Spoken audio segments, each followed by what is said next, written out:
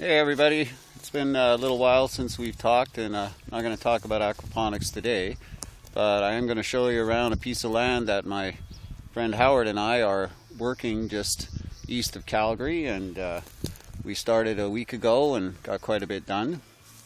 So here we go on a little tour.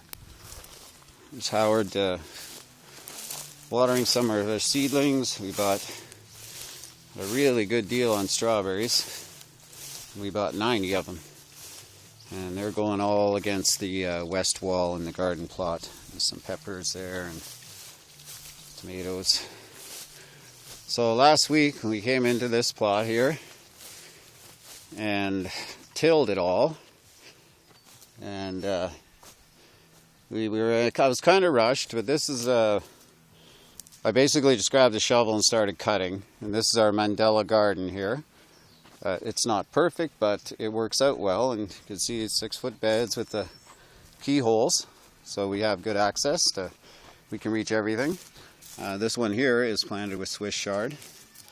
We had some pretty extreme weather here, and it beat up some of our stuff, our little corns and stuff. We had high winds and a lot of rain, but it took a lot of work to move all of this soil, and we got a light cover of mulch on here, and this is just lawn grass.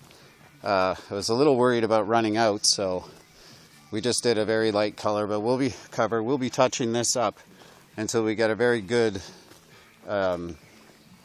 covering of mulch here. And some of our tomatoes here. This soil is very good. These are horse corrals. They've been sitting fallow for about 7 years. So when we turned the soil up and got it all moved, the manure is fully digested, and it's that's what it looked like before we started shoveling. So this one here, this is a mandala garden, and it's not perfect, as I said, but these are all three sisters here, and the three sisters is an ancient Mesoamerican technique for growing food. And basically what you have is corn at the top, like you can see with these over here.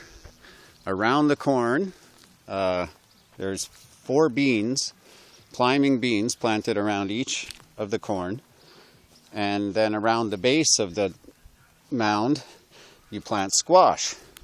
So these got beat up, but they'll come back. There's some new growth there. They'll be okay. And again, the trench around the three sisters is a water capture. So I had a little more time to think, and I just marked this out today. Our strawberries are going all along this fence here, and we did a seashell pattern on this. So this is all going to get swaled out. All these pathways will be cut, and the soil will be mounded up, and this gives us easy access to every part of this plot. Now these are about 5,000 square feet each. And then there's the old workman's house right here. That's our tool shed. We got a really good deal from the leaseholder out here for land usage. And I think it's going to work out really well. We've got about 24 types of vegetables that we're planting in here. And I'm in the process now of completing the deer fence and wind fence. The winds get extremely high out here, so we're salvaging boards from other corrals that are out in the back here, and we're going to build a wall all the way across the east and the west sides here and gate it up so the deer can't get in.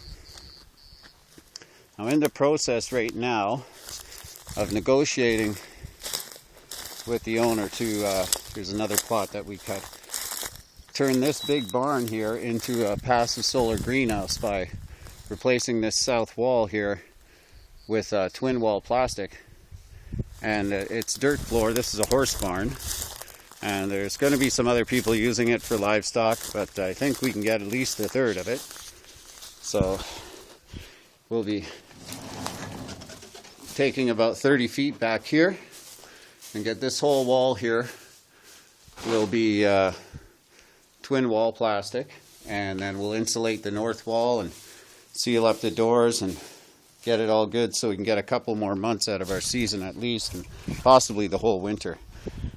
So all this straw that's here This is what those lots look like, by the way, before we started tilling last week. All of the straw that we have around site and some of this stuff here we're going to be using for mulch on this garden plot. Now let's take you for a little bit of a walk here. There's 85 acres in the inner farm, complete with corrals and chutes and workshops, chicken coops, all sitting unused. So there's a group of people coming out here to work on this. Each has their own individual plan and deal with the group, and this is known as a quasi-autonomous community. So we're not completely off the grid, but we do what we can. So this plot over here, you can see that's tilled, that's also ours, and there's a real nice asparagus patch growing wild from the people that lived here before. This is a generational farm, probably active for at least 80 years. And you know, there's so much potential here, but this ground is sitting unused for no apparent reason, really. And now we're coming in here and getting things moving, and there's another one of our little three sisters there. So that's what we have going on here so far, and I'll keep you updated throughout the summer. Let's see how much food we can grow. Bye for now.